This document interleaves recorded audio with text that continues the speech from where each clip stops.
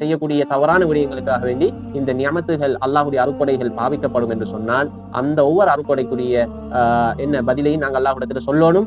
அது சரியாக பாவிக்கப்படவில்லை என்று சொன்னால் அதே நரகத்துக்கும் நாங்களும் போவதற்கு என்ன செய்வோம், காரணமாக ஆகிவிடுவோம். அப்ப இதுல முழுக்க இதுக்கு முன்னால் படித்த சூறா, இப்ப படிக்கிற சூறா எல்லாம் ஒரு விடயத்தை சொல்கிறது. சூரா அஸ்ரா இருக்கலாம், சூரா தகாசூரா இருக்கலாம், ஒரு விடயத்தை சொல்கிறது.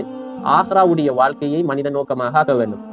இன்றைக்கு மனிதர்கள் பாவம் செய்வதற்கும் தவறு செய்வதற்கும் அல்லாத கட்டளைகளை புறக்கணிப்பதற்கும் முதலாவது காரணம் அவங்களுடைய சிந்தனையில நரகம் படல, அவங்களுடைய சிந்தனைக்கு சொர்க்கம் படல. இதெல்லாம் மனிதர்கள் உருவாக்கின கற்பனை என்கிற ஒரு சிந்தனையில என்ன செய்யறாங்க, கொஞ்சம் பேர் வாழ்ந்து கொண்டிருக்கிறாங்க. மௌத்தாகினதுக்கு பிறகு பார்க்கலாமே, மௌத்தாகினதுக்கு பிறகு என்னத்தை பாக்குறதுக்கு இருக்கு? மௌத்தாகினதுக்கு பிறகு ஒன்னும் பாக்குறதுக்கு இல்லை. அவர் நரகவாரி இருந்தா நரகத்துக்கு போவார், சொர்க்கம் இருந்தால் சொர்க்கத்துக்கு போவார்.